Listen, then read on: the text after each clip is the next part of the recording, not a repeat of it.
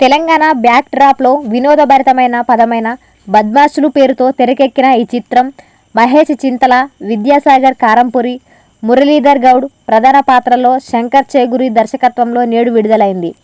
ట్రైలర్కు లభించిన మంచి స్పందన ప్రమోషన్లకు సినిమాపై అంచనాలను పెంచాయి. శుక్రవారం ప్రేక్షకుల ముందుకు వచ్చిన ఈ సినిమా ఎలా ఉందో సమీక్ష ద్వారా తెలుసుకునే ప్రయత్నం చేద్దాం. కథ కోతులగూడెం అనే గ్రామంలో నివసించే ట్రైలర్ తిరుపతి మరియు బార్బర్ ముత్యాలు అనే ఇద్దరు స్నేహితులు ఈ కథలో ప్రధాన పాత్రలు. వీరు పని దొంగలు, నిత్యం తాగుతూ భార్య పిల్లలను పట్టించుకోకుండా ఉంటారు. డబ్బుల కోసం తిరుపతి కస్టమర్ల డ్రెస్సులు అమ్మితే ముత్యాలు ఇంటింటికి వెళ్ళి హెయిర్ కటింగ్ చేస్తూ వచ్చిన డబ్బులతో తాగుతుంటారు. ఒకసారిగా తాగేందుకు డబ్బులు లేక స్కూల్లో పెన్షన్ వైర్ని దొంగిలించి పోలీసులకు దొరికిపోతారు. స్టేషన్లోనూ వారి బుద్ధి మారదు. అక్కడికి వచ్చిన వారి దగ్గర డబ్బులు వసూలు చేసి తాగుతుంటారు. చిన్న దొంగతనమే కదా అని 4 రోజుల తర్వాత వారిని వదిలేస్తారు. అదే సమయంలో స్కూల్లో ఒక కంప్యూటర్ మిస్ అవుతుంది. అందులో పూర్వ విద్యార్థుల డేటా ఉంటుంది.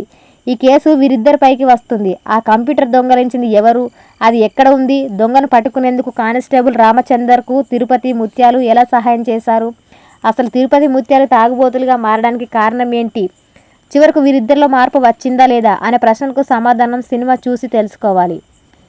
విశ్లేషణ: ఇది తెలంగాణ గ్రామీణ నేపథ్యంలో సాగే ఒక కామెడీ ఎంటర్టైనర్. పల్లెటూరుకి చెందిన ఇద్దరు తాగుబోతుల చుట్టూ కథనం సాగుతుంది. తిరుపతి ముత్యాలతో పాటు ఈ చిత్రంలోని ప్రతి పాత్ర నిజ జీవితంలో మన ఊరిలో కనిపించే వారిలాగే ఉంటూ నవ్విస్తాయి. సినిమా చివరిలో ఒక మంచి సందేశం కూడా ఇచ్చారు. అయితే దర్శకుడు కథ కంటే కామెడీ సన్నివేశాలపైనే ఎక్కువ దృష్టి పెట్టాడు.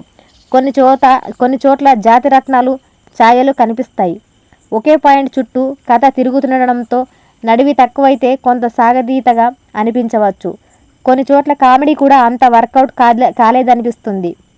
డ్రెస్ కుట్టమని